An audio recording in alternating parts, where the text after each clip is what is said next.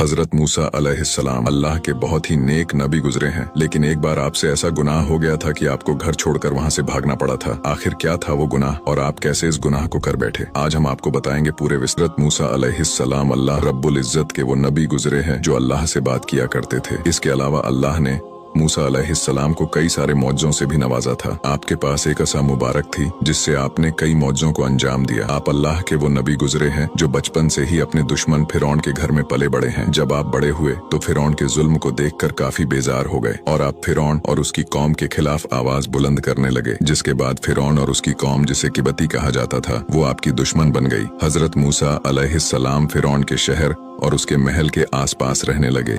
एक दिन आप मिस्र शहर के बाजार में गफलत के वक्त में किसी काम से दाखिल हुए तो आपने देखा कि आपकी कौम का एक शख्स और फिरौन की कौम का एक शख्स आपस में लड़ झगड़ रहे हैं। आपकी कौम के शख्स ने आपसे फरियाद करके मदद मांगी, जिसके बाद मूसा अलैहिस्सलाम ने उस शख्स की मदद की और फिरौन की कौम के उस शख्स को एक घूंसा मार दिया, जिससे वो फिरौनी वहीं मर गया। इस पर आपको बहुत अफसोस हुआ क्योंकि आप उसे मारना नहीं चाहते थे। जब उस शख्स का काम वही तमाम हो गया तो आप अल्लाह से माफी मांगने लगे। फिरौन की कौम के लोगों ने उसे जाकर बताया कि किसी इस्राएली ने हमारे एक किबती को मार डाला है। इस पर फिरौन ने कातिल को और गवाहों को ढूंढने का हुक्म जारी किया। फिरौन के साथी चारों तरफ गश्त करते फिरते रहे, लेकिन उन्हें कोई सुराग नहीं मिला। उधर हजरत मूसा अलैहिस्सलाम रात दिन इस फिक्र में रहते कि न जाने इस किबती के मरने का क्या हल निकलेगा और इसकी कौम के लोग क्या करेंगे। दूसरे दिन हजरत मूसा अलैहिस्सलाम फिर से कहीं जाने के लिए निकले तो आपने देखा कि वो इजराइली जिसकी आपने मदद की थी वो फिर से किसी किबती से लड़ रहा था। तो आप अलैहिस्सलाम ने इजराइली को डांट लगाई और कहा कि तू रोज रोज लोगों से लड़ता है, खुद को तो परेशानी में डालता है और अपनी मदद करने वालों को भी फिक्र में मुब्तिला कर देता है। लेकिन फिर आपको उस इजराइली पर रहम आ गया और आपने चाहा कि उसे फिरौन की कौम के आदमी से बचाए। लेकिन जब मूसा अलैहिस्सलाम ने उस इजराइली को डांट लगाई और उसने आपको करीब आते देखा तो वो डर गया